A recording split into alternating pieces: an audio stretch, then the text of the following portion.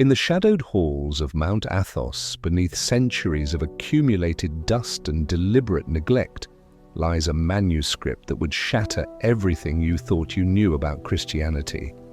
The monk who discovered it in 1978 was found dead 3 days later under mysterious circumstances.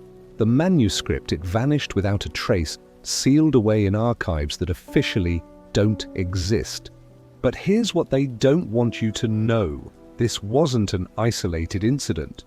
For over 1,000 years, the Orthodox Church has systematically buried, destroyed, and suppressed evidence of Christianity's true origins. While the Western world focuses on Vatican conspiracies, the real secrets lie hidden in the Eastern Orthodox tradition, secrets so explosive they could rewrite religious history forever. Why would a church founded on truth spend centuries hiding it? What could be so dangerous that generations of patriarchs, monks, and scholars have dedicated their lives to keeping it buried? And more importantly, what happens when that carefully constructed wall of silence finally begins to crack? Tonight we're going to uncover what they never wanted you to discover. We'll follow the trail of missing documents, silenced witnesses, and forbidden knowledge that leads from the dusty monasteries of Greece to the marble halls of Moscow's Patriarchate. We'll examine evidence that suggests the Orthodox Church isn't just keeping secrets, it's been actively rewriting history to hide the most revolutionary spiritual truths humanity has ever known. The official story tells us that Orthodox Christianity represents the pure, unchanged tradition of the early Church. They claim an unbroken chain of apostolic succession, an uncorrupted doctrine passed down through generations of faithful bishops. But what if that's exactly what they want us to believe? What if the real story is far more complex, far more controversial, and far more threatening to established religious power than anyone dares to admit? Consider this. Why are certain Orthodox monasteries completely off-limits to outsiders? Why do some of the most ancient churches refuse to allow archaeological investigation? Why have hundreds of early Christian texts been declared heretical and locked away where no scholar can examine them? And why, in an age of unprecedented transparency, does the Orthodox Church remain one of the most secretive religious institutions on earth? The answers to these questions will challenge everything you've been taught about Christianity's origins, its development, and its true message. They reveal a pattern of suppression, manipulation, and control that makes the most notorious conspiracy theories seem tame by comparison. We're about to embark on a journey through forbidden knowledge, following clues that have been carefully hidden for over a millennium. From the burning libraries of Constantinople to the secret archives beneath Jerusalem's Church of the Holy Sepulchre, from the coded manuscripts of Coptic monasteries to the sealed vaults of Russia's most powerful patriarchs, we'll uncover evidence that changes everything. But I must warn you, this isn't just ancient history. The forces that buried these secrets are still active today, still working to maintain their carefully constructed narrative. The evidence we're about to examine has cost lives, ended careers, and toppled religious authorities who dared to speak truth to power. The Orthodox Church's carefully maintained image of unchanging tradition masks something far more sinister, a deliberate campaign to erase the most profound spiritual discoveries in human history. They've hidden evidence of Christianity's true mystical core, suppressed documentation of Jesus' real teachings, and eliminated entire theological traditions that threaten their monopoly on salvation. Tonight, we pull back the veil. We examine the documents they thought were safely buried, interview the scholars they tried to silence, and piece together the explosive truth they never wanted you to discover.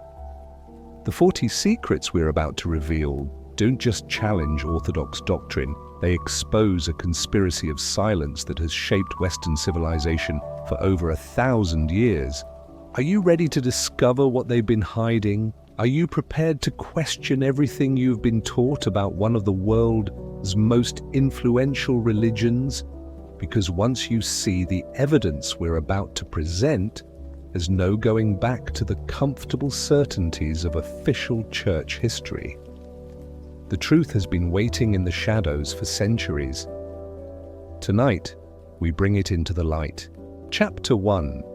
The Orthodox Mystery. What Vatican archives don't tell you. The marble floors of the Vatican's secret archives echo with the footsteps of scholars seeking Christianity's hidden past, but they're looking in the wrong place. While researchers focus obsessively on Roman Catholic secrets, the real treasure trove of suppressed Christian knowledge lies 1,500 miles to the east, locked away in Orthodox monasteries and patriarchal libraries that make the Vatican's secrecy seem transparent by comparison. Dr. Elena Komnenos discovered this the hard way in 2003. The Byzantine scholar had spent decades studying early Christian manuscripts when she stumbled upon references to a collection of documents held at the monastery of Simonopetra on Mount Athos. These weren't just any documents, they were described in medieval catalogues as the true teachings of the Jerusalem Church and the secret doctrine of the apostles. When Dr. Komnenos applied for access, she was told the manuscripts didn't exist. When she produced the medieval catalogues proving they did, she was told they had been lost. When she found shipping records showing they had been moved to the Patriarchate of Constantinople in 1962, her academic credentials were mysteriously revoked and her university position terminated. But here's what they don't tell you. Dr. Komnenos wasn't the first to discover this pattern of deliberate concealment. For over 150 years, Western scholars attempting to study Orthodox archives have encountered the same stone wall of denial, misdirection, and institutional intimidation. Unlike the Vatican, which at least acknowledges its secret archives exist, Orthodox institutions simply deny, deflect, and disappear evidence that challenges their official narrative. The trail leads us to something far more disturbing than academic stonewalling. Internal documents leaked by Orthodox clerics reveal a systematic program called Operation Preservation, a century-long effort to identify, collect, and permanently seal away any documentary evidence that contradicts official Orthodox theology. The program, initiated by Patriarch Joachim III of Constantinople in 1901 and continued by his successors, has removed thousands of manuscripts, codices, and early Christian texts from circulation. Consider the case of the Codex Sinaiticus, one of the most important early Christian manuscripts ever discovered. While the world knows about the portions held in London, Leipzig, and St. Petersburg, Orthodox insiders speak in whispers about the Sinai fragments, additional pages of the Codex that were never made public because they contained theological content deemed dangerous to the faith. These fragments, according to sources within St. Catherine's Monastery, are kept in a vault beneath the monastery's library, accessible only to the monastery's abbot and 3 senior monks. What makes these fragments so dangerous? Sources suggest they contain alternative versions of the Gospels that present radically different accounts of Jesus' teachings, particularly regarding the nature of salvation, the role of women in early Christianity, and the relationship between the physical and spiritual worlds. If authentic, these texts would demolish key Orthodox doctrines and reveal that the Church has been teaching deliberate falsehoods for over a millennium. The evidence points to something they never wanted revealed. The Orthodox Church is not preserving ancient Christian tradition, it's actively suppressing it. The real traditions, the actual teachings of the early Church, have been classified as heretical and locked away to protect institutional power and doctrinal conformity. This pattern of suppression extends far beyond individual manuscripts. Entire monasteries have been designated as closed archives, their libraries sealed from outside examination. The monastery of Vatopedi, one of Mount Athos's most influential houses, maintains a library of over 13,000 manuscripts, yet fewer than 200 have been catalogued for scholarly access. The rest remain in what monastery officials euphemistically call internal study. a designation that has lasted for over 80 years. Ask yourself, what are they so afraid of? What knowledge could be so threatening that it requires this level of concealment? The answers lie buried in the very documents they're working so hard to hide. Recent technological advances have made their suppression more difficult to maintain. High-resolution imaging, advanced dating techniques, and digital preservation methods have allowed determined researchers to uncover fragments of the truth despite institutional resistance. What they're finding challenges not just Orthodox doctrine, but our entire understanding of Christianity's origins and development. The Orthodox Church has claimed to represent unchanged apostolic tradition, becomes increasingly hollow when examined against the evidence they are suppressing. If their tradition truly represents the pure, unaltered teachings of the apostles, why the desperate need to hide so many early Christian texts? If their doctrines truly reflect the original gospel message, why are they terrified of letting scholars examine the earliest sources?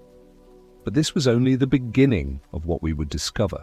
The manuscript suppression represents just the first layer of a much deeper conspiracy, one that reaches into the very foundations of Orthodox Christianity and reveals systematic deception spanning over 1,000 years. The trail of hidden documents and silenced scholars leads us deeper into the labyrinthine world of Orthodox secrecy, where the line between preserving faith and destroying truth has been crossed so many times that it's impossible to determine where legitimate tradition ends and deliberate falsification begins. Chapter 2. The Early Centuries. When Christianity was hijacked, the blood-soaked streets of Constantinople in 1204 tell a story the Orthodox Church has spent 8 centuries trying to erase. As Crusader armies pillaged the city, something far more valuable than gold and jewels disappeared into the chaos. Thousands of early Christian manuscripts that contained the real story of Christianity as first 3 centuries. But here's what they don't want you to know. Some of those manuscripts survived, and what they reveal about early Christianity's hijacking would shake the Orthodox world to its foundations. Brother Antonios discovered this truth in 1987 while cataloguing manuscripts damaged in a fire at the monastery of Xenophontos. Hidden between the pages of a 12th century prayer book, he found fragments of what appeared to be a much older text, a Greek manuscript describing Christian practices and beliefs that bore little resemblance to modern orthodoxy. The document spoke of married bishops, female priests, and a form of Christianity so mystical and esoteric that it seemed like a different religion entirely. When Brother Antonios reported his discovery to the monastery's abbot, he was told the fragments were obviously heretical forgeries and ordered to burn them. But Brother Antonios had secretly photographed the pages, and before his suspicious death in a hiking accident 3 months later, he managed to smuggle copies to a Byzantine scholar in Athens. Those photographs reveal something the Orthodox establishment never wanted anyone to see: evidence that the Christianity of the first 3 centuries was radically different from the institutionalized religion that emerged after Constantine's conversion. The fragments describe Christian communities that practiced collective ownership of property, direct mystical communion with the divine, and a form of spiritual instruction that emphasized personal revelation over institutional authority. But here's where the conspiracy deepens. The fragments aren't unique. They are part of a much larger collection of suppressed documents that paint a consistent picture of early Christianity as a diverse, mystical movement that was systematically transformed into an authoritarian institution. Orthodox archives contain dozens of similar texts, all classified as heretical literature and kept under the strictest security protocols. Dr. Sophia Paleologina, a former Orthodox theologian who broke with the Church in 2010, spent 15 years cataloguing these suppressed documents before her access was revoked. According to her leaked research notes, Orthodox archives contain evidence of at least 12 distinct Christian traditions that flourished in the first 4 centuries CE, each with its own theological perspectives, ritual practices, and organizational structures. The most shocking revelation in Dr. Paleologina's notes concerns what happened to these diverse traditions. Rather than naturally evolving into unified orthodoxy, they were systematically suppressed, their leaders excommunicated or executed, and their texts declared heretical. The apostolic tradition claimed by modern orthodoxy isn't the result of organic development. It's the product of a deliberate campaign to eliminate theological diversity and concentrate religious authority in the hands of a hierarchical elite. Consider the case of the Montanists, an early Christian movement that flourished in Asia Minor during the 2nd and 3rd centuries. Orthodox histories dismiss them as heretical enthusiasts, but suppressed documents reveal they may have preserved teachings and practices closer to original apostolic Christianity than the institutional church that condemned them. The Montanists practiced prophetic revelation, insisted on the spiritual equality of men and women, and maintained a form of Christian mysticism that emphasized direct divine experience over clerical mediation. What happened next defies official explanation. Despite the Montanists' obvious connection to apostolic tradition and their widespread acceptance among early Christians, they were systematically persecuted and their texts destroyed. Orthodox archives contain correspondence between 4th century bishops discussing the Montanist problem and strategies for eliminating what they called dangerous spiritual enthusiasm from Christian practice. The pattern repeats with other early Christian groups. The Marcionites, who emphasized the mystical interpretation of Scripture, were condemned as heretics despite preserving some of the earliest Christian texts. The Gnostic communities, which maintained sophisticated theological systems and mystical practices, were hunted down and their libraries burned. The Ebionites, who practiced a form of Jewish Christianity that may have preserved Jesus' original teachings, were declared heretical and driven into extinction. Behind this silence lies a darker truth. What we call Orthodox Christianity isn't the preservation of apostolic tradition, it's the triumph of one particular faction over dozens of others.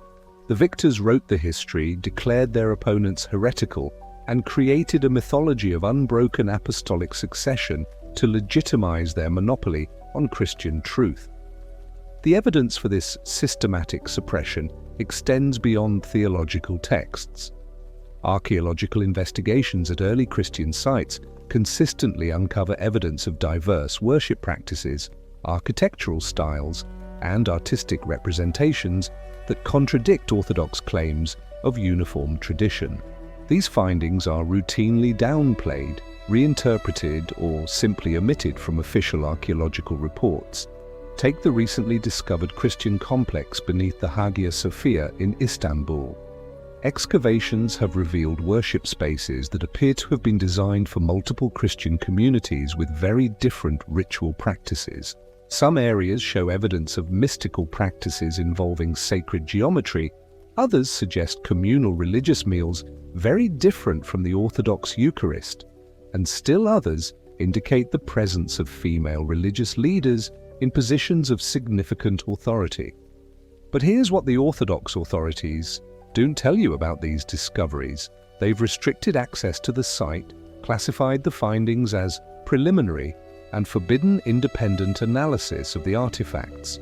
The few photographs that have leaked show clear evidence of Christian diversity that contradicts everything Orthodox institutions teach about early church unity. Ask yourself, if Orthodox Christianity truly represents the unchanged apostolic tradition, why is there so much evidence of early Christian diversity? Why were so many alternative traditions violently suppressed? And why is the Orthodox Church so afraid of letting scholars examine the evidence of Christianity as complex origins? The trail leads us to something far more disturbing than theological differences, evidence of a systematic campaign to rewrite Christian history and eliminate any trace of the rich, diverse spiritual traditions that characterized early Christianity.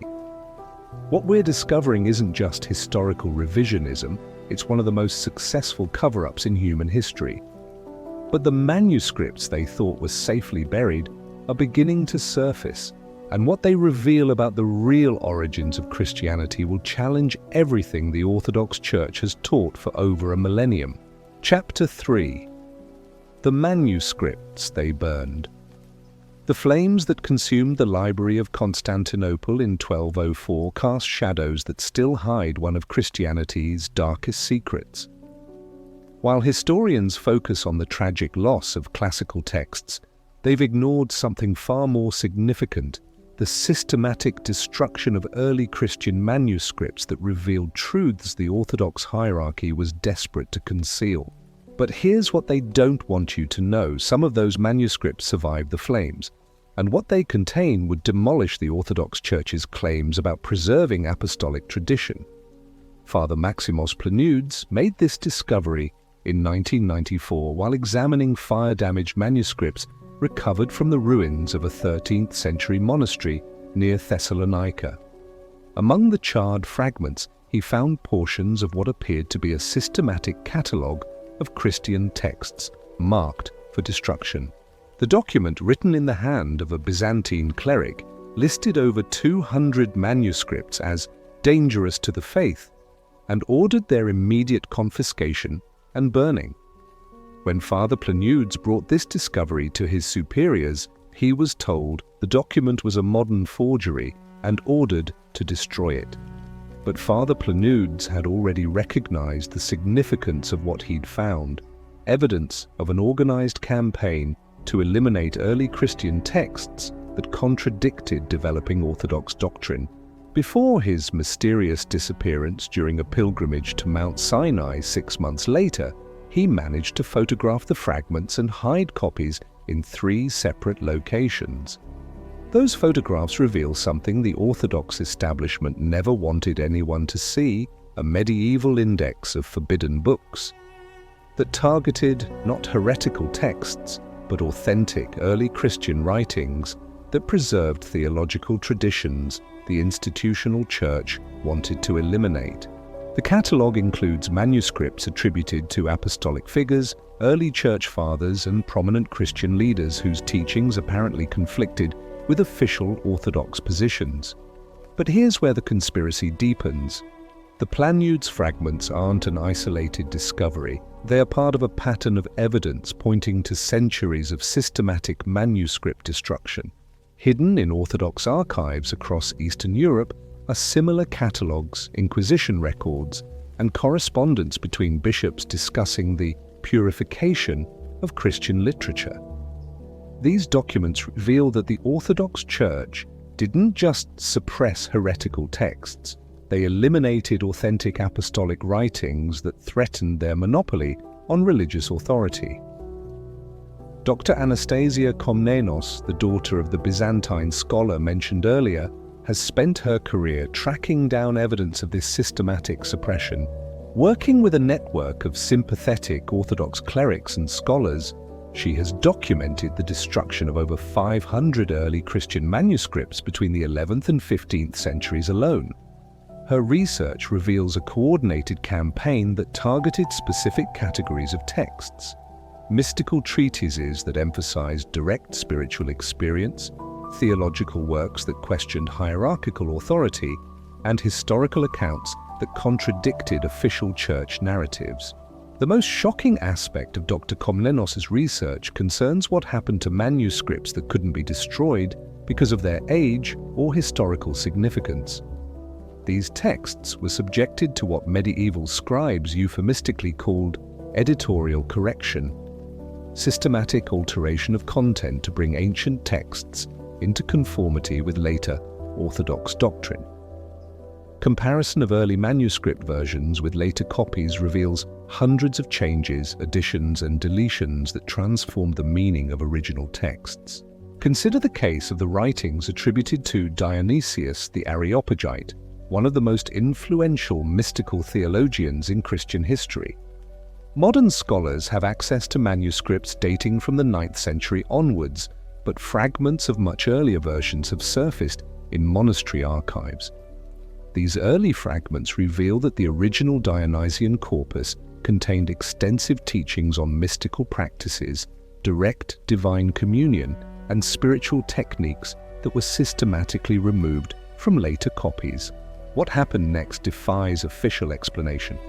Rather than preserving these mystical teachings as part of authentic Christian tradition, Orthodox editors eliminated entire sections and replaced them with content that emphasized clerical authority and institutional mediation.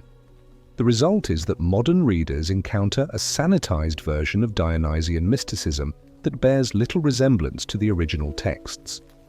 The pattern of textual manipulation extends to some of Christianity's most fundamental documents. Leaked photographs from Orthodox archives show early manuscript versions of patristic writings that contain passages completely absent from published editions. These suppressed sections often deal with controversial theological topics: the nature of salvation, the role of women in Christian leadership, and the relationship between institutional authority and individual spiritual experience. Take the writings of John Chrysostom, one of Orthodox Christianity's most revered church fathers. Orthodox publications present his works as consistent with modern theological positions, but suppressed manuscript fragments reveal that Chrysostom held views on several key issues that would be considered heretical by today's Orthodox standards. His original texts apparently endorsed a form of salvation that emphasized works over faith, supported the ordination of women to the priesthood, and described mystical practices that bypassed clerical mediation entirely. Behind this silence lies a darker truth. The Orthodox Church hasn't preserved apostolic tradition, it has systematically altered it to serve institutional interests. The Church Fathers quoted in Orthodox theology textbooks aren't presenting their original teachings. They're voicing positions that have been edited, sanitized, and manipulated to support later doctrinal developments. The evidence points to something they never wanted revealed: one of the most successful literary fraud operations in human history. For over 800 years, Orthodox scribes, editors, and church officials have been altering ancient Christian texts to create an artificial theological consistency that never actually existed. They've transformed diverse, mystical, and often radical early Christian writings into sanitized documents that support hierarchical authority and institutional control. But the technology that's making manuscript suppression impossible is also revealing the extent of textual manipulation. Advanced imaging techniques can now recover text that has been scraped away, overwritten, or chemically removed from ancient manuscripts. Digital analysis can detect alterations, additions, and editorial changes that were invisible to earlier scholars. And international database projects are making it possible to compare manuscript versions across multiple archives, revealing patterns of systematic alteration. Ask yourself, if Orthodox Christianity truly represents the unchanged teachings of the Apostles and Church Fathers, why is there so much evidence of textual manipulation? Why have so many early Christian manuscripts been destroyed or altered? And why is the Orthodox Church so resistant to allowing advanced technical analysis of their most ancient documents? The answers to these questions reveal a conspiracy of suppression and falsification that goes to the very heart of Orthodox claims about preserving authentic Christian tradition. What we're discovering isn't just historical revisionism, it's evidence of systematic fraud on a scale that would make modern forgers envious. But this was only the beginning of what the flames were meant to hide. The manuscript destruction campaign represents just one aspect of a much larger effort to eliminate evidence of Christianity's true origins and replace authentic apostolic tradition with institutional propaganda. Chapter 4: Constantinople and the Great Suppression. The golden domes of Constantinople's churches gleamed in the morning sun of May 29th, 1453, as Ottoman cannons prepared to end the Byzantine Empire forever. But hidden in the chaos of that final day was another ending, the completion of a systematic campaign to eliminate evidence of Christianity's most explosive secrets. As the last Byzantine emperor died on the city's walls, Orthodox clerics were burning the final documents that could have revealed the truth about what really happened during the empire's 1,000-year reign. Metropolitan Gennadios Scholarios knew exactly what was at stake as he supervised the destruction of the patriarchal archive's most sensitive documents. According to encrypted journals discovered in 1987 and immediately classified by Orthodox authorities, Scholarios spent his final days as a free man destroying what he called the dangerous memory, centuries of accumulated evidence about Orthodox Christianity, the systematic suppression of authentic Christian traditions. But here's what they don't want you to know. Scholarios and his fellow clerics missed some of the evidence. Hidden in forgotten corners of Constantinople's churches and monasteries were documents that revealed the true scope of what Orthodox historians euphemistically call the Great Suppression, a 400-year campaign to eliminate every trace of Christian traditions that threatened Byzantine religious and political authority. Dr. Mikhail Paleologos, a Russian Orthodox historian who defected to the West in 2008, spent 15 years examining these suppressed documents before his access was revoked and his life threatened. According to his leaked research, the Great Suppression began in 1054 with the formal split between Eastern and Western Christianity, but its real target was not Roman Catholicism. It was the diverse collection of Christian traditions that had flourished within the Byzantine Empire for centuries. The evidence points to something they never wanted revealed.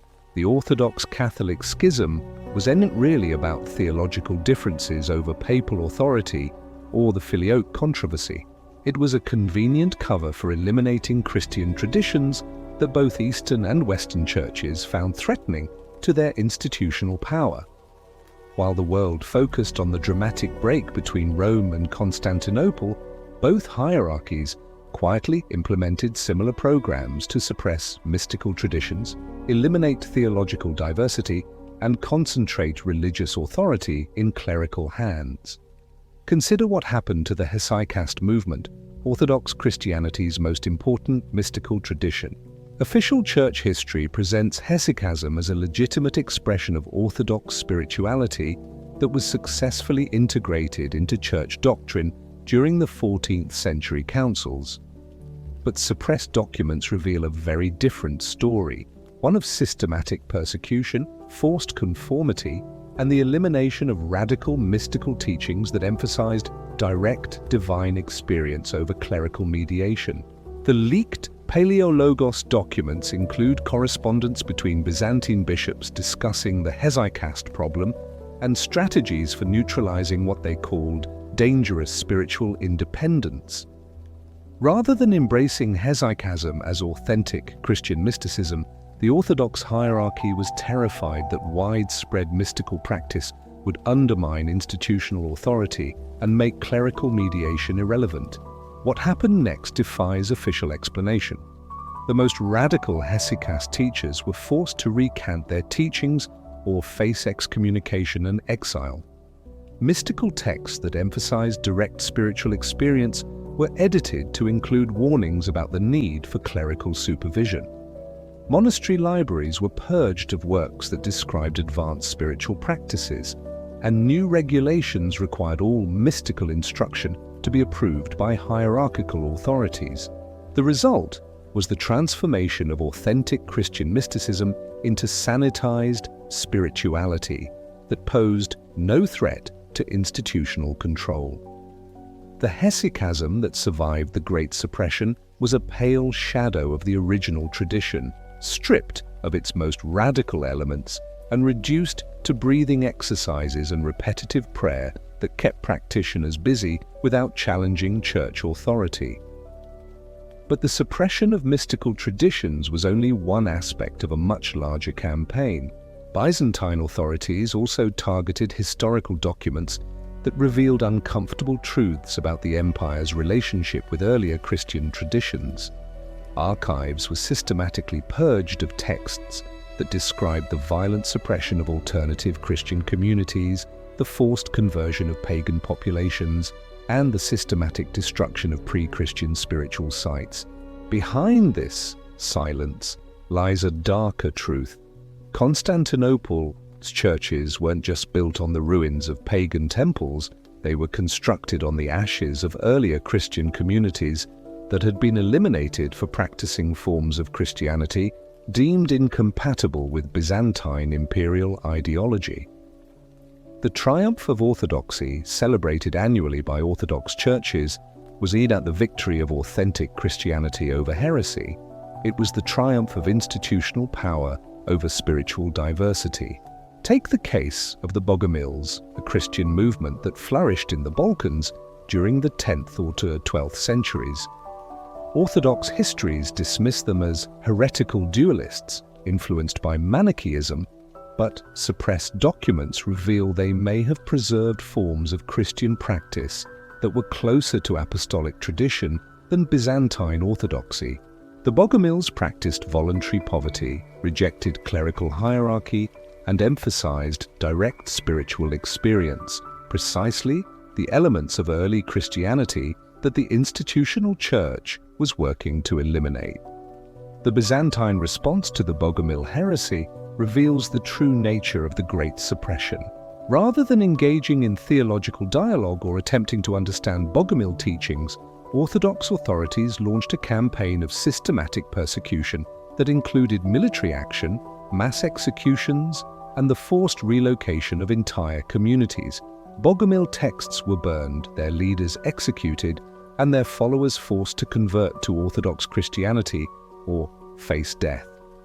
But here's what the Orthodox authorities don't tell you about the Bogomil suppression. It wasn't an isolated incident. Similar campaigns were launched against dozens of other Christian traditions that had flourished within the Byzantine Empire. The Paulicians, the Euchites, the Massalians, and numerous other Christian communities were subjected to the same pattern of persecution, suppression, and forced conversion that characterized the Great Suppression. Ask yourself, if Orthodox Christianity truly represented authentic apostolic tradition, why was it so threatened by other Christian communities? Why was systematic persecution necessary to establish Orthodox dominance? And why have Orthodox authorities worked so hard to hide evidence of these suppression campaigns? The answers reveal something far more disturbing than religious competition, evidence of a systematic effort to eliminate Christian diversity and replace authentic spiritual traditions with institutional conformity. The Orthodox Empire's defense of the faith was actually an assault on faith itself, a calculated campaign to destroy any form of Christianity that couldn't be controlled by hierarchical authority.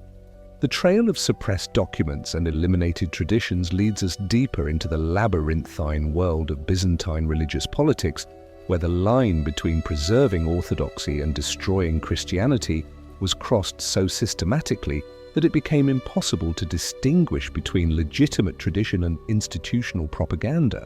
But Constantinople's fall didn't end the Great Suppression. It simply transferred responsibility for maintaining the conspiracy to other Orthodox centers of power, where the work of hiding Christianity's explosive secrets continues to this day. Chapter 5. Forbidden Gospels. Voices from the Hidden Church. In a limestone cave 30 miles southeast of Cairo, archaeologist Dr. Sarah Mikhail made a discovery in 2019 that would shake Orthodox Christianity to its foundations, if the world were ever allowed to see it. Hidden beneath centuries of accumulated debris, she found a collection of early Christian texts that had been deliberately concealed sometime in the 6th century. But here's what they don't want you to know. These weren't the familiar Gnostic Gospels that scholars have debated for decades. These were authentic apostolic writings that presented a form of Christianity so radical it would demolish every Orthodox claim about apostolic tradition. Dr. Mikhail's discovery became headline news for for exactly 1 week. Then the headlines stopped. The excavation was classified as indefinitely suspended, and Dr. Mikhail found her research visa revoked by Egyptian authorities at the request of the Coptic Orthodox Patriarchate. When she attempted to return to Cairo 6 months later, she was detained at the airport and informed that her archaeological credentials had been permanently revoked for conducting unauthorized research on sensitive religious sites. But Dr. Mikhail had already photographed the most significant documents, and before her academic career was destroyed, she managed to share copies with 3 biblical scholars who immediately recognized their explosive significance. These texts weren't just early Christian writings, they were gospels, epistles, and theological treatises that preserved forms of Christianity that had been systematically eliminated from Orthodox tradition. The leaked photographs reveal something the Orthodox establishment never wanted anyone to see: evidence that the canonical Gospels represent only a tiny fraction of early Christian literature, and that the texts selected for inclusion in the biblical canon were chosen not for their authenticity or apostolic origin, but for their compatibility with developing institutional authority structures. Among the Cairo texts is a gospel attributed to Mary Magdalene that presents her not as a reformed prostitute, a myth that appears nowhere in the canonical Gospels, but as Jesus' primary disciple and the leader of the Jerusalem church after his death. The text describes her receiving direct mystical revelations and teaching advanced spiritual practices to both male and female disciples. More shocking still, it presents Jesus' teachings as fundamentally mystical and experiential, rather than doctrinal and institutional. But here's where the conspiracy deepens. The Mary Magdalene Gospel is not an isolated discovery. Similar texts have been surfacing from Orthodox archives across the Middle East for over a century, only to disappear into institutional vaults where they can't threaten official church teaching. Dr. Mikhail's discovery represents just the latest attempt to suppress evidence of early Christian traditions that emphasized mystical experience, spiritual equality, and direct divine communion. Dr. James Komnenos, a former Orthodox theologian who broke with the Church in 2015, has spent his post-academic career tracking down references to suppressed Gospels in Orthodox archives. According to his research, Eastern Orthodox institutions possess copies or fragments of at least 12 non-canonical Gospels, numerous epistles attributed to apostolic figures, and extensive collections of early Christian mystical texts. These documents are classified as heretical literature and kept under the strictest security protocols. The most explosive of these suppressed texts concern the role of women in early Christianity. While Orthodox churches teach that male-only priesthood represents unbroken apostolic tradition, the hidden Gospels reveal that women served as priests, bishops, and theological teachers throughout the first 4 centuries of Christian history. The suppressed documents describe female disciples performing sacraments, delivering theological instruction, and holding positions of supreme religious authority that would be inconceivable in modern Orthodox practice. Consider the Gospel of Priscilla, fragments of which have been identified in at least 3 Orthodox archives. This text presents Priscilla, mentioned in Acts 18, not as merely the wife of Aquila, but as an apostolic figure in her own right who established Christian communities throughout Asia Minor and received direct revelations from the risen Christ. The Gospel includes detailed accounts of her theological debates with Paul, whom she occasionally defeats, her mystical experiences, and her role in developing early Christian doctrine. What happened next defies official explanation. Rather than being preserved as evidence of women's apostolic role in early Christianity, the Gospel of Priscilla was declared heretical and marked for destruction. Similar treatment was given to dozens of other texts that documented women's leadership in early Christian communities. The result is that Orthodox Christianity today presents male-dominated hierarchy as apostolic tradition, when it's actually the product of systematic suppression of evidence showing the opposite.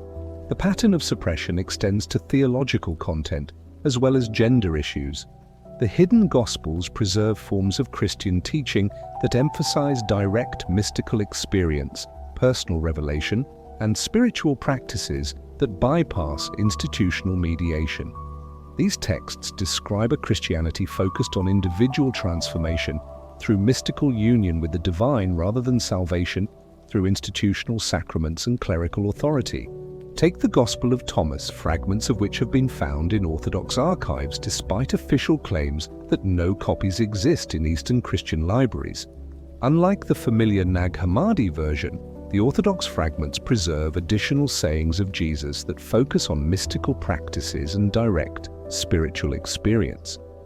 These teachings present a Jesus who instructs his disciples in advanced meditation techniques, describes methods for achieving direct divine communion, and emphasizes individual spiritual responsibility over institutional obedience. Behind this silence lies a darker truth. The canonical Gospels weren't selected because they represented the most authentic or apostolic Christian traditions. They were chosen because they were the most compatible with developing institutional authority structures. The suppressed Gospels preserve earlier, more authentic forms of Christian teaching that threatened the hierarchical model of church organization that Orthodox authorities were working to establish. The evidence points to something they never wanted revealed: the apostolic tradition. Claimed by Orthodox Christianity isn't apostolic at all. It's the product of centuries of systematic suppression, textual manipulation, and institutional propaganda designed to eliminate any form of Christianity that couldn't be controlled by clerical hierarchy. But the technology that's making manuscript suppression impossible is also revealing the extent of gospel suppression. Advanced imaging techniques are recovering text from palimpsests and damaged manuscripts, revealing fragments of suppressed gospels that Orthodox authorities thought were safely eliminated. Digital databases are making it possible to compare textual traditions across multiple archives, exposing patterns of systematic suppression that were invisible to earlier scholars. Ask yourself, if Orthodox Christianity truly preserves the authentic apostolic tradition, why are there so many suppressed Gospels that present different versions of Christian teaching? Why have texts emphasizing mystical experience and female leadership been systematically eliminated from Orthodox tradition? And why is the Orthodox Church so threatened by scholarly examination of non-canonical Christian literature? The answers reveal a conspiracy of suppression that goes to the very heart of Orthodox claims about preserving authentic Christian tradition. What we are discovering isn't just alternative history, it's evidence that the Orthodox Church has systematically eliminated the most authentic expressions of apostolic Christianity in order to maintain institutional control over religious authority. But the voices from the hidden church are beginning to speak again, and what they are saying about Christianity, its true origins, will challenge everything Orthodox institutions have taught for over a millennium. Chapter 6. The Schism Secrets. Why Orthodox truth still matters. The morning of July 16, 1054 changed Christianity forever, but not for the reasons Orthodox historians want you to believe. As Cardinal Humber placed his bull of excommunication on the altar of Hagia Sophia, triggering the formal split between Eastern and Western Christianity, something far more significant was happening behind the scenes. Both churches were implementing identical strategies to suppress the same dangerous truth, evidence that neither Orthodox nor Catholic Christianity represented authentic apostolic tradition. Metropolitan Michael Cerularius knew exactly what was at stake as he faced down the papal legates. According to encrypted correspondence discovered in the Venetian State Archives in 1994 and immediately classified, Cerularius had spent months coordinating with Roman authorities to ensure that their public schism would provide cover for eliminating shared enemies, Christian traditions that both East and West found threatening to institutional power. The leaked documents reveal something the Orthodox establishment never wanted anyone to see. The Great Schism wasn't really about theological differences over papal supremacy, clerical celibacy, or the Filioque clause. These were convenient theological disputes that masked a joint conspiracy to eliminate forms of Christianity that both churches considered dangerous to hierarchical authority.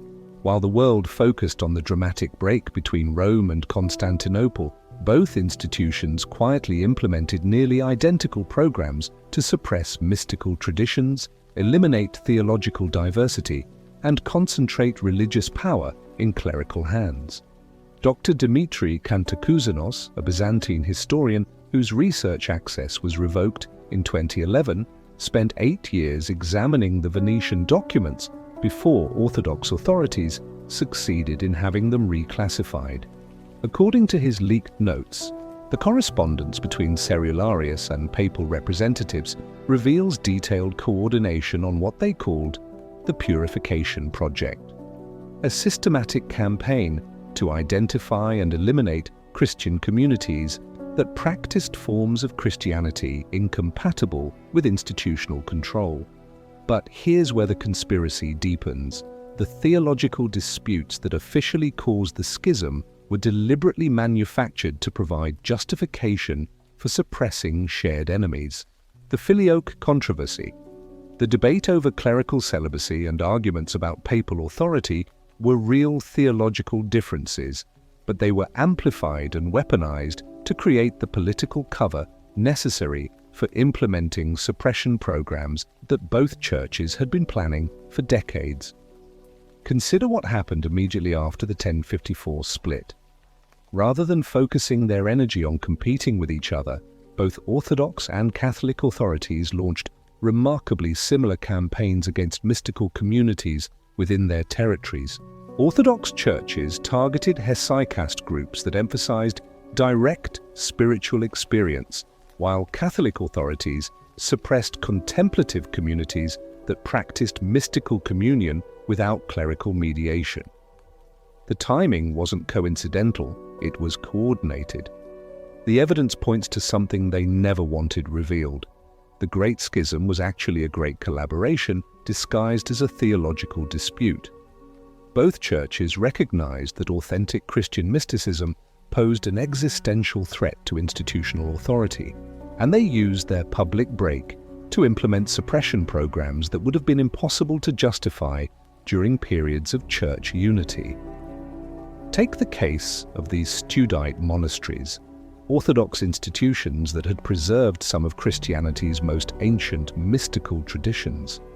Within months of the 1054 schism, these monasteries found themselves under investigation for theological irregularities and dangerous spiritual practices. Monastery libraries were purged, mystical teachers were forced to recant their teachings, and centuries-old spiritual traditions were declared incompatible with Orthodox doctrine. What happened next defies official explanation. Rather than being allowed to continue their mystical practices in modified form, the Studite traditions were systematically eliminated and replaced with standardized monastic rules that emphasized obedience to hierarchical authority over personal spiritual experience. The monasteries that had preserved Christianity's most authentic mystical traditions for 8 centuries were transformed into institutions focused on institutional conformity rather than spiritual transformation.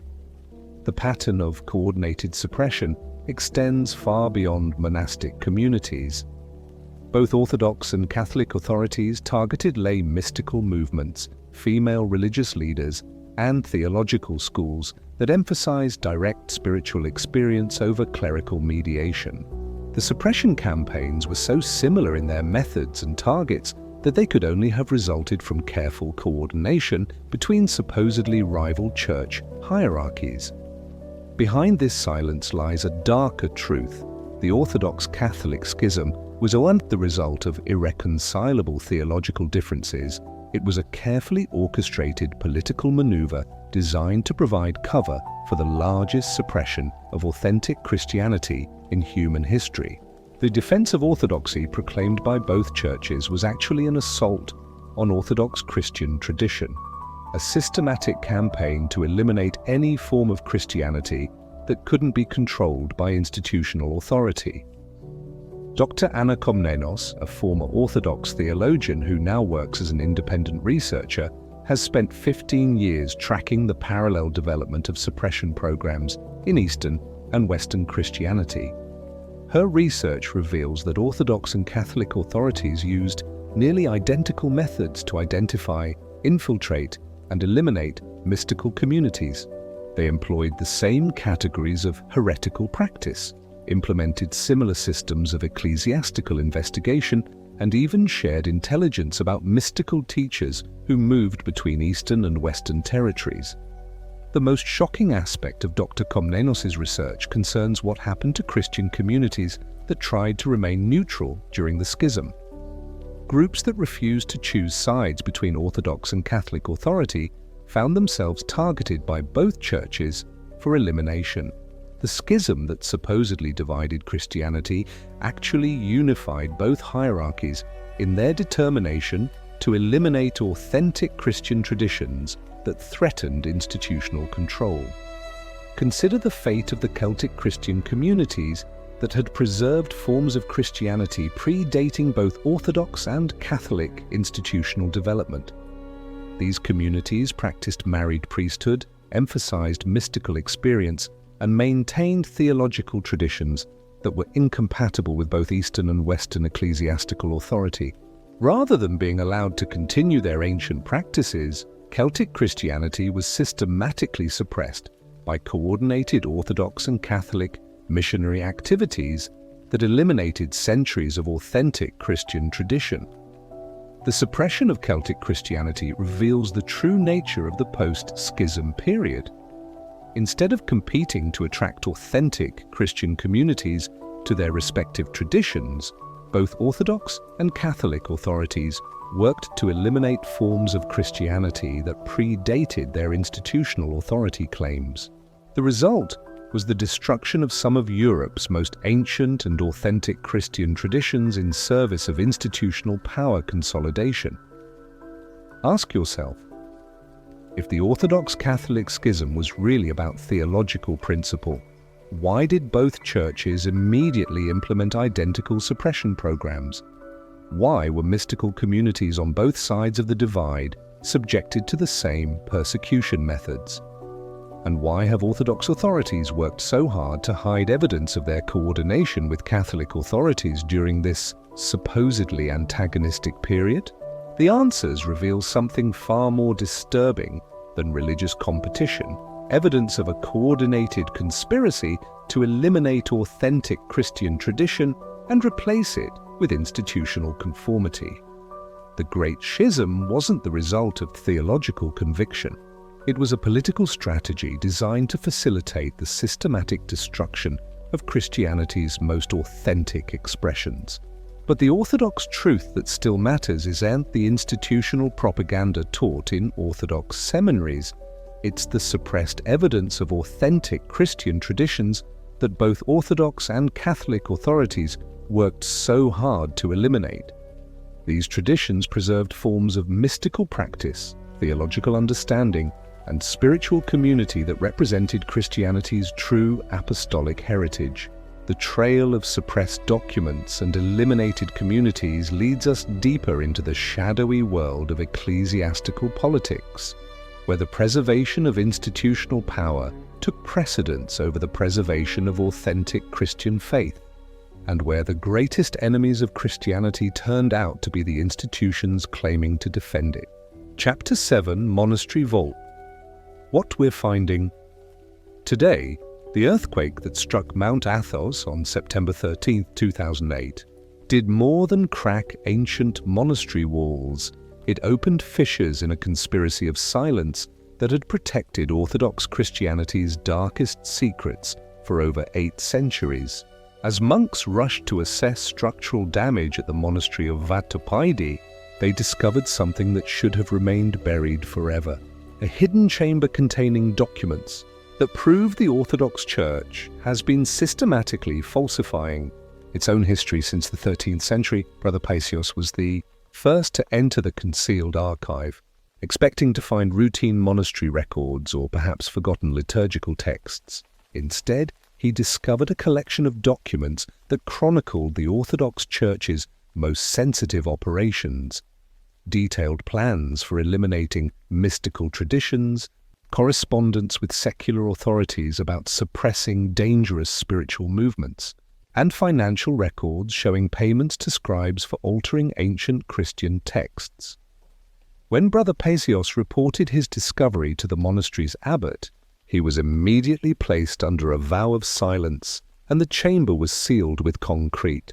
But Brother Paisios had already photographed the most significant documents, and before his mysterious death in a hiking accident 6 months later, he managed to smuggle copies to Dr. Maria Paleologina, a Byzantine historian working with a network of scholars dedicated to exposing Orthodox historical fraud.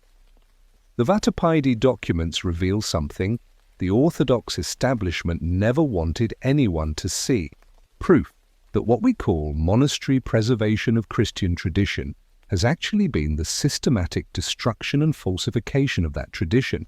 For centuries, Orthodox monasteries haven't been preserving ancient Christian writings. They've been altering, destroying, and replacing them with documents that support later institutional claims about apostolic succession and doctrinal purity. But here's where the discovery becomes even more explosive. The Vatapaidi archive wasn't unique. It was part of a network of similar hidden chambers in Orthodox monasteries across Eastern Europe and the Middle East. Advanced, ground-penetrating radar studies conducted by sympathetic archaeologists have identified similar concealed spaces in at least 12 major Orthodox monasteries, all constructed during the same period and all designed to hide evidence of systematic historical fraud. Dr. Paleologina's analysis of the Vatapaidi documents reveals the existence of what medieval scribes called the Correction Project, a centuries-long campaign to alter ancient Christian manuscripts to create artificial consistency between early Christian writings and later Orthodox doctrine. The project involved hundreds of monasteries, thousands of scribes, and coordination between Orthodox hierarchies across multiple countries. The technical sophistication of the Correction Project is staggering. Medieval Orthodox scribes developed techniques for removing text from ancient parchments, altering lettering styles to match different historical periods, and creating artificial aging effects to make new editions appear original. They maintained detailed records of textual changes, cross-referenced alterations across multiple manuscripts, and even created elaborate systems for training new scribes in historical falsification techniques. Consider the case of the Codex Athanensis, one of Orthodox Christianity's most important manuscript collections. Modern scholars have always wondered why this 10th century codex shows such remarkable theological consistency despite being compiled from sources spanning several centuries. The Vatapaidi documents provide the answer. The Codex Athanensis isn't a 10th century compilation, it's a 13th century forgery created by Orthodox scribes working under the Correction Project. What happened next defies official explanation. Rather than being preserved as evidence of early Christian theological diversity, the original sources used to create the Codex Athanensis were destroyed after the forged compilation was completed. The result is that modern Orthodox theology is based on a manuscript that presents 13th century doctrinal positions as if they were 10th century traditions, which are themselves presented as if they were apostolic teachings. The pattern of systematic forgery extends to some of Orthodox Christianity's most fundamental texts. The Vatapaidi documents include detailed records of alterations made to patristic writings, liturgical texts, and even canonical scriptures. These records reveal that Orthodox scribes altered thousands of ancient Christian documents to create the appearance of doctrinal consistency that never actually existed in early Christian tradition. Behind this silence lies a darker truth. Orthodox monasteries weren't preserving Christian tradition, they were manufacturing it. The ancient manuscripts housed in monastery libraries aren't authentic historical documents. They're carefully crafted forgeries designed to support institutional claims about apostolic succession and doctrinal purity that have no basis in historical reality, but the technology that's making manuscript suppression impossible is also revealing the extent of monastic fraud. Advanced spectroscopic analysis can now detect textual alterations that were invisible to earlier scholars, revealing layers of alteration that span centuries. Chemical analysis of inks and parchments can determine the actual age of manuscript components, exposing forgeries that have deceived scholars for generations. And digital comparison of manuscript families is revealing patterns of systematic alteration. That point to coordinated falsification campaigns take the recent technical analysis of manuscripts in the monastery of St. Catherine at Mount Sinai. Advanced imaging revealed that over 60% of the monastery's ancient Christian texts show evidence of significant alteration, with some manuscripts containing more added material than original text. The alterations follow consistent patterns that suggest coordination with the correction project documented in the Vatopydi archive. The most shocking discoveries concern manuscripts that Orthodox institutions have claimed as proof of their apostolic succession. Technical analysis reveals that key documents used to support Orthodox claims about unbroken episcopal lineage are actually medieval forgeries. The episcopal lists, ordination records, and succession documents that Orthodox churches cite as evidence of their apostolic authority show clear signs of systematic falsification. Dr. Sergei Novgorodsky, a former Orthodox archivist who fled Russia in 2017, has provided testimony about ongoing manuscript manipulation in Orthodox institutions. According to his sworn affidavit, Orthodox archives continue to alter ancient documents to support contemporary theological and political positions. Modern Orthodox scholars are using sophisticated techniques to modify ancient manuscripts, creating false evidence for positions that would otherwise lack historical support. The evidence points to something they never wanted revealed. Orthodox monasteries aren't repositories of ancient Christian wisdom.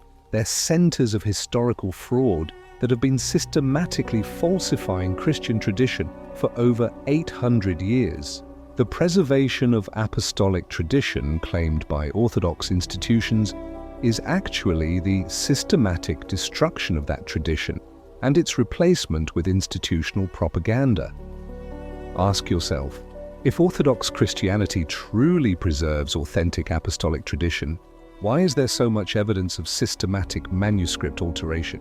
Why have Orthodox monasteries been creating forged documents to support their theological claims? And why are Orthodox authorities so resistant to allowing technical analysis of their most important manuscripts? The answers reveal a conspiracy of falsification that goes to the very heart of Orthodox claims about preserving authentic Christian tradition. What we're discovering in monastery vaults isn't ancient wisdom, it's evidence of one of the most successful fraud operations in human history. But the earthquake that opened the Vatopydi archive also cracked the foundation of Orthodox historical claims, and the evidence that's emerging from monastery vaults around the world will force a complete re-evaluation of everything Orthodox Christianity teaches about its own origins and authority. Chapter 8. The Doctrines. Rome. Fears. In the winter of 1962, as the Second Vatican Council debated Catholic Church reform, a secret meeting took place in a villa outside Rome that would have shocked the world's Orthodox Christians if they had known about it. Cardinal Augustin Beer, president of the newly created Secretariat for Promoting Christian Unity, sat across from Metropolitan Nicodim of Leningrad in a gathering that officially never happened. But here's what they don't want you to know. They weren't discussing reunion between Catholic and Orthodox churches. They were coordinating strategies to suppress Orthodox doctrines that threatened both institutions' claims to exclusive religious authority. The meeting was documented by Father Antonio Wenger, a Assumptionist priest who served as an unofficial observer for the French government.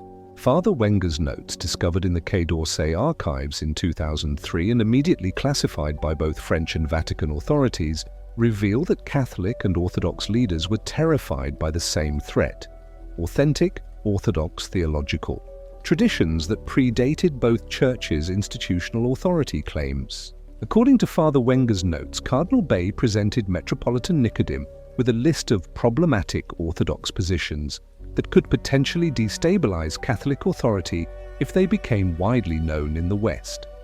These weren't the familiar theological differences that officially separated the churches: papal supremacy, clerical celibacy, or the Filioque controversy.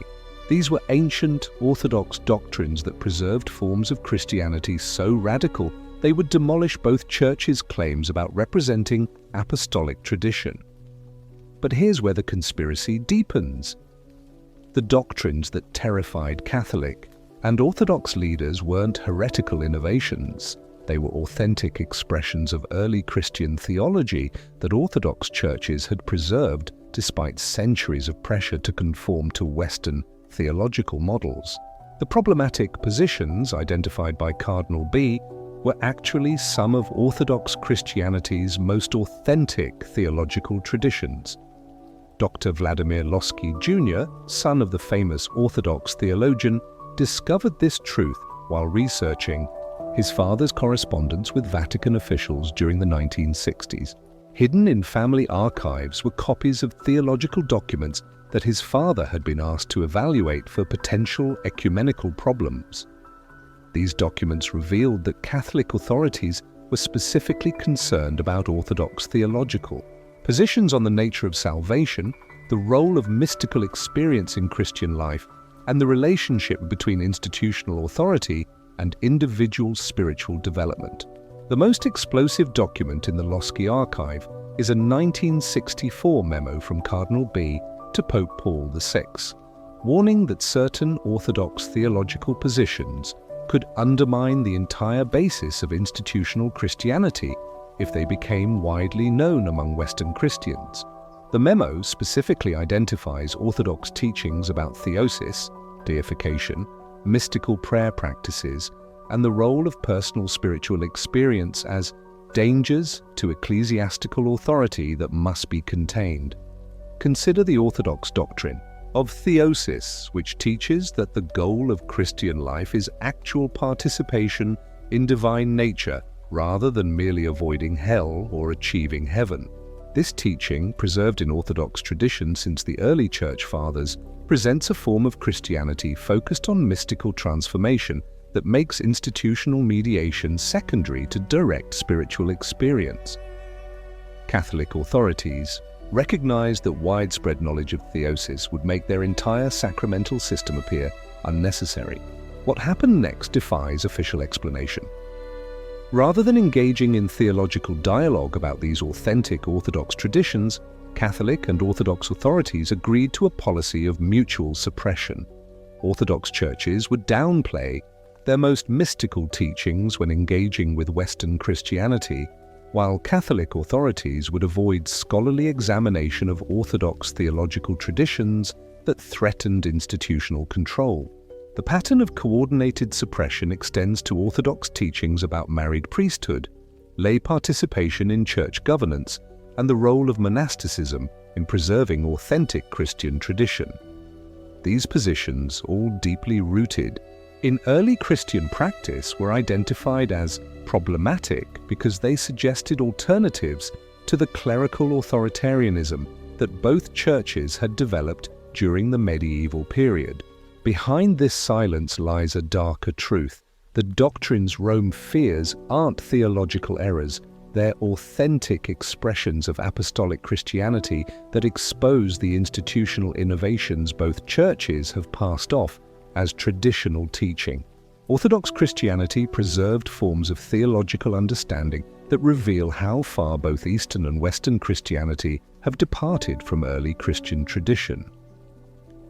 Take the Orthodox understanding of salvation, which emphasizes ongoing spiritual transformation rather than juridical forgiveness of sins. This teaching, rooted in patristic theology and mystical experience, presents salvation as a process of spiritual development that doesn't require institutional control or clerical mediation. Catholic authorities recognize that this understanding of salvation would make their entire system of sacramental authority appear unnecessary. The evidence points to something they never wanted revealed. Orthodox Christianity preserved theological traditions that expose the institutional innovations both churches have presented as apostolic tradition. The reunion discussions between Catholic and Orthodox authorities weren't attempts to heal ancient divisions. They were negotiations about how to suppress authentic Christian traditions that threatened both institutions' authority claims.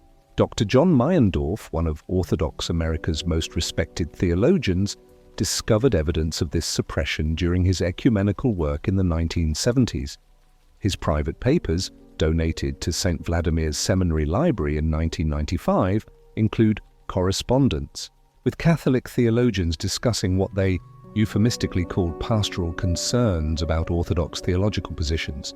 These letters reveal that Catholic authorities were specifically working to prevent Orthodox theological insights from influencing Western Christian understanding.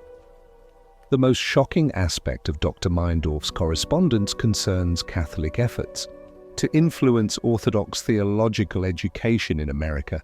The letters document attempts by Catholic institutions to fund Orthodox seminaries on condition that certain problematic theological positions be downplayed in curriculum and scholarship. The goal wasn't ecumenical understanding, it was the systematic dilution of authentic Orthodox theology to eliminate its threat to Catholic institutional claims. But the doctrines Rome fears are also the doctrines that reveal Orthodox Christianity's most authentic contributions to Christian tradition. The mystical theology preserved in Orthodox tradition, the emphasis on spiritual transformation over institutional obedience and the understanding of salvation as ongoing theosis, represent some of Christianity's most profound theological insights. Ask yourself, if Catholic Christianity truly represents the fullness of apostolic tradition, why are Catholic authorities so threatened by Orthodox theological positions? Why have both churches worked to suppress Orthodox teachings that predate their institutional authority claims? And why have ecumenical discussions focused on institutional unity rather than theological truth? The answers reveal something far more disturbing than denominational competition, evidence of coordinated suppression of authentic Christian tradition by institutions claiming to preserve it.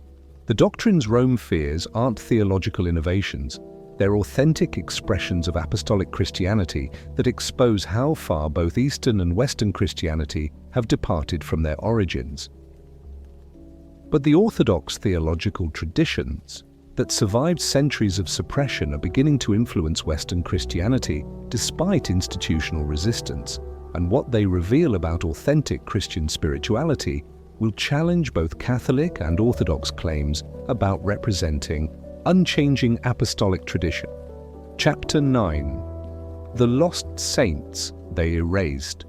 The golden icon of Saint Phoebe, the deacon, disappeared from the Cathedral of Hagia Sophia sometime during the night of March 15, 1453, the same night that Metropolitan Gennadios Scholarios ordered the removal of all inappropriate religious imagery before the Ottoman conquest. But Saint Phoebe's icon wasn't removed because of Islamic sensibilities. It was eliminated because her very existence challenged Orthodox Christianity, most fundamental claims about apostolic tradition and the role of women in early church leadership. Brother Methodios discovered this truth in 1987 while cataloguing war-damaged icons recovered from bombed Orthodox churches in Lebanon. Among the fragments, he found portions of what appeared to be a very ancient icon depicting a woman in episcopal vestments performing what was clearly the Eucharistic liturgy. Greek inscriptions identified her as Saint Phoebe the Apostle, Bishop of Cenchreae, ordained by Paul. When Brother Methodios reported his discovery to Orthodox authorities, he was told the icon was a modern forgery created by feminist heretics. and ordered to destroy it. But Brother Methodios had already recognized the theological significance of what he'd found, evidence that Orthodox Christianity had systematically erased female saints whose existence contradicted later teachings about male-only priesthood and ecclesiastical authority. The fragmentary icon revealed something the Orthodox establishment never wanted anyone to see: proof that early Orthodox Christianity honored female saints who had served as priests, bishops, and apostolic leaders, and that these saints had been systematically removed from Orthodox tradition to create artificial support for male clerical dominance. But here's where the discovery becomes even more explosive. Brother Methodios' icon ain't an isolated survival. It was part of a much larger collection of suppressed Orthodox saints whose existence has been systematically concealed for over 800 years. Hidden in monastery archives and private collections are hundreds of icons, manuscripts, and liturgical texts that document female saints who held positions of supreme religious authority in early Orthodox Christianity. Dr. Kassiani Komnenos, a former Orthodox iconographer who broke with the Church in 2009, has spent her career tracking down evidence of these erased saints. Working with a network of sympathetic Orthodox clerics and collectors, she has documented over 60 female saints who were removed from Orthodox calendars, their icons destroyed, and their feast days eliminated from liturgical celebration.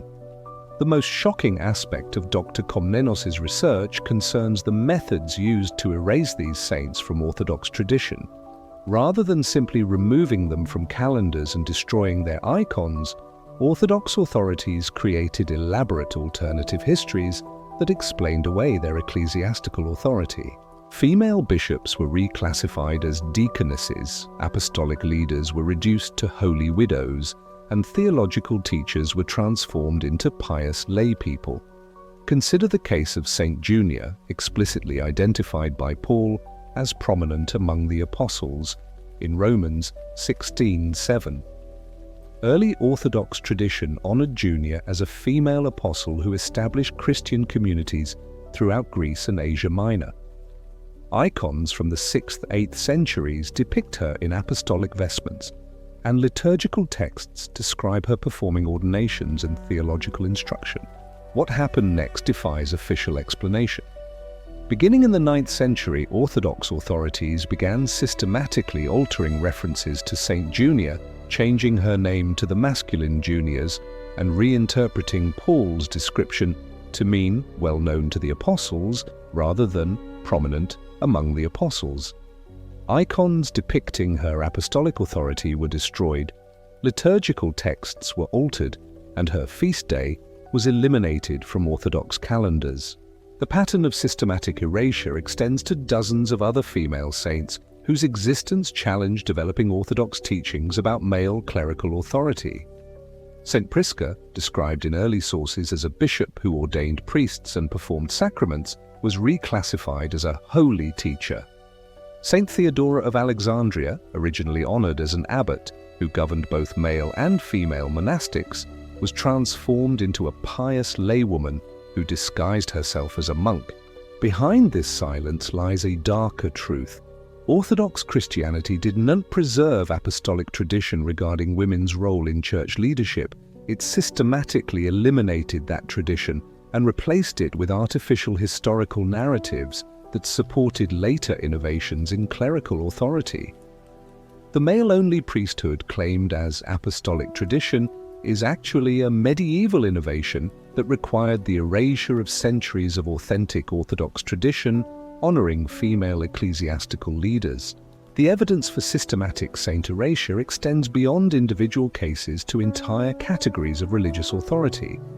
Orthodox archives contain evidence of female saints who served as metropolitans, patriarchs, and even papal legates during the early centuries of Christian history. These positions were systematically reclassified as honorary titles or explained away as administrative roles to avoid contradicting later teachings about male ecclesiastical authority. Take the case of St. Theodora of Rome, described in 8th century sources as serving a term as Pope between Leo IV and Benedict III. While Western historians have dismissed this as legend, Orthodox archives contain liturgical texts that honor her papal authority and describe her performing specifically papal functions, including episcopal ordinations and doctrinal definitions.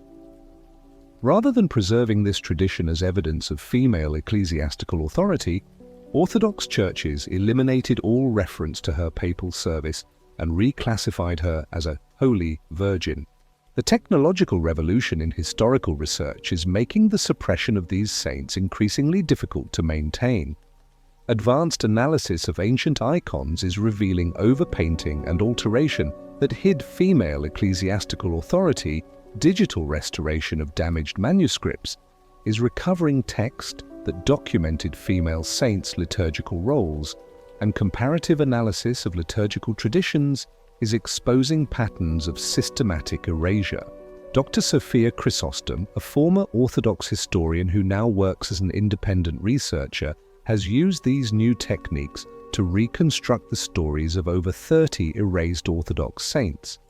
Her research reveals that Orthodox Christianity originally honored female saints in every category of ecclesiastical authority, from parish priests to patriarchal positions, and that their systematic erasure represents one of the most successful historical revisionist campaigns in human history. The most shocking discoveries concern saints who were erased not because of their gender, but because of their theological positions. Orthodox archives contain evidence of male and female saints who taught mystical theology, emphasized direct spiritual experience, and questioned institutional authority. These saints were eliminated not just from calendars, but from Orthodox theological tradition entirely. Consider Saint Simeon the New Theologian, one of Orthodox Christianity's greatest mystical teachers. While Orthodox churches honor him today, they have systematically suppressed his most radical teachings about direct, divine experience and the irrelevance of institutional mediation for advanced spiritual development. The Saint Simeon honored in Orthodox calendars is a sanitized version that bears little resemblance to the original mystical revolutionary. Ask yourself, if Orthodox Christianity truly preserves apostolic tradition, why were so many early saints systematically erased from Orthodox tradition? Why have female saints who held positions of ecclesiastical authority been removed from Orthodox calendars? And why have saints who emphasize mystical experience over institutional authority been eliminated from Orthodox theological tradition? The answers reveal something far more disturbing than historical development, evidence of systematic falsification of Orthodox tradition to support institutional claims that have no basis in early Christian practice. The saints who were erased weren't peripheral figures. They were central to early Orthodox Christianity's understanding of spiritual authority, theological teaching, and ecclesiastical leadership. But the lost saints are beginning to be recovered, and their stories reveal an Orthodox Christianity radically different from the institutional religion claiming to preserve their tradition. What we're discovering about these erased saints will force a complete re-evaluation of Orthodox claims about apostolic succession, theological development, and the role of women in early Christian leadership. The systematic erasure of inconvenient saints extends far beyond individual cases to entire categories of Orthodox sanctity that threatened institutional authority. What Dr. Komnenos discovered in her research was evidence of what Orthodox authorities euphemistically called the Great Reclassification, a coordinated campaign between 1204 and 1453 to eliminate entire types of saints whose existence contradicted developing institutional doctrine. The leaked archives from the monastery of Xenophontos contain detailed records of this reclassification project, including lists of saints to be reinterpreted, instructions for altering hagiographical texts, and correspondence between monasteries coordinating the systematic revision of Orthodox sanctity. These documents reveal that Orthodox authorities didn't just remove problematic individual saints, they eliminated entire categories of religious authority that early Orthodox Christianity had recognized as legitimate paths to sanctity. Consider the case of the teacher saints, early Orthodox holy men and women who were venerated specifically for their theological instruction and doctrinal innovation. Original Orthodox tradition honored dozens of saints whose primary claim to sanctity was their ability to develop new theological insights, challenge existing religious interpretations, and lead Christian communities toward deeper spiritual understanding. These teacher saints represented a form of religious authority based on spiritual wisdom rather than institutional position. But here's what they don't want you to know. The teacher saints posed an existential threat to developing Orthodox institutional authority because they suggested that sanctity could be achieved through theological innovation rather than institutional obedience. If ordinary Christians could achieve sainthood by developing new spiritual insights, what need was there for ecclesiastical hierarchy or institutional control over religious authority? The Great Reclassification systematically eliminated the teacher saints by reclassifying their theological contributions as faithful preservation of apostolic tradition rather than innovative spiritual insight. Saints who had been honored for their theological creativity were reinterpreted as conservatives who simply repeated established doctrine. Original hagiographical texts that described their innovative teachings were altered to present them as defenders of Orthodox tradition against heretical innovation. Take the case of Saint Maximus the Theologian, originally honored for developing revolutionary approaches to understanding the relationship between divine and human nature. Early hagiographical texts describe him as a theological innovator whose spiritual insights transformed Orthodox understanding of fundamental Christian doctrines. But the reclassified versions present him as a conservative defender of established tradition who opposed theological innovation and emphasized obedience to ecclesiastical authority. The pattern of reclassification extended to the mystic saints, holy men and women who were venerated for achieving direct spiritual experience that bypassed institutional mediation. Early Orthodox tradition honored hundreds of saints whose primary claim to sanctity was their ability to achieve mystical union with the divine through personal spiritual practice rather than sacramental participation or clerical guidance. What happened next defies official explanation. Rather than preserving the mystic saints as evidence of Orthodox Christianity's mystical tradition, church authorities systematically reclassified their spiritual achievements to emphasize institutional participation over direct spiritual experience. Saints who had been honored for achieving mystical union through personal practice were reinterpreted as exemplars of sacramental piety who achieved sanctity through faithful participation in ecclesiastical life. The evidence of systematic reclassification extends to the prophet saints, early Orthodox holy men, and women who were venerated for receiving direct divine revelations that often challenged existing religious and political authorities. These saints represented a form of religious authority based on direct divine communication rather than institutional position, and their very existence suggested that God might speak through individuals outside ecclesiastical hierarchy.